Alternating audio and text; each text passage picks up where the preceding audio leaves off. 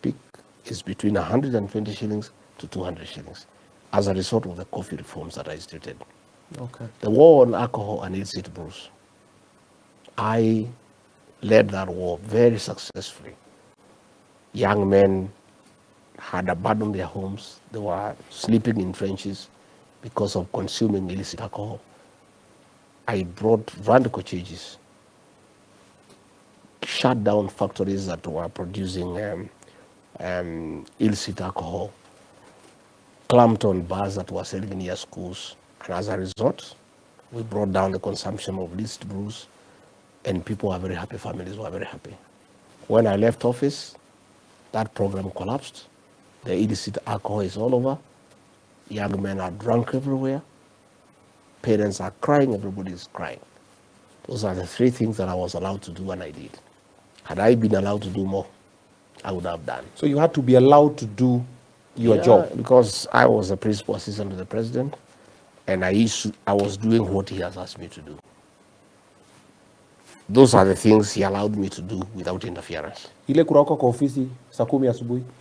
Those were delegated duties. What happens when you are the deputy president, you are allocated duties by the president, and on a day-to-day basis, he can send you to represent him out of the country like he would. He would tell you, go and represent in this function. So that was during the protest, and he was out of the country, and he instructed me to take charge. So I would wake up very early to make sure that by the time he calls me, I've got a very good picture of what is happening in the country. And I did manage the protest, and we didn't kill people. We just dealt with it with civility, using just what you call necessary force, and avoided shoot to kill. And we were able to bring down the demonstrations in an amicable manner and with very little The Gen Z injury. protest? No, the unga one. The sufuria one. Ile akina Kioni walikuwa na That is the one I was in charge. That is the one that was in charge. The Gen Z one had nothing to do with it.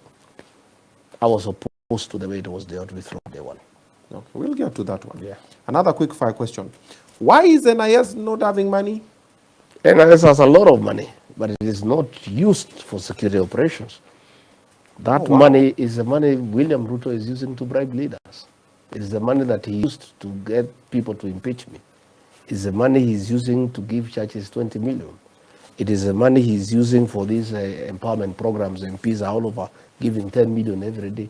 You would ask yourself, where is that money coming from? These are MPs who cannot afford that money. What has happened is that, like the other day during the supplementary 10 billion shillings was allocated to NIS, ostensibly to deal with insecurity within the region. Nothing like that. All that money, because it's not accounted, there is no way you account that money, is given to NIS, withdrawn in cash and given to William Ruto for politics. The last time he was here in the mountain, he used over 1 billion shillings. NIS has money, but that money has been directed to William Ruto. Can you verify the money? But where is the money coming from? This money is given in Harambee. It's not in any budget. Or maybe he saved it. How? He has some money as well. His salary is known. No, not salary. Salary. Farming, business, other businesses. No. What farming is that? We are all in farming. What kind of farming that would generate 100 million every week? You know, if you look at the amount of money that is being spent to bribe leaders, to bribe voters, this is the money from the National Treasury, siphoned through the National Intelligence Service, and given to William Ruto for politics. And there's nothing else going on in the country, by the way. Exchequer issues are a problem. We don't collect enough money every week. So whatever money that is available is given priority to the National Intelligence Service. That money is given to William Ruto for politics. And I can tell you that is why you find pending bills are not being paid. Today, as we speak, teachers are suffering in schools. They have money for capitation has not been released. You know, teachers, the head teachers cannot pay for supplies. They are almost being auctioned. Help, university students are at home. Health is not working.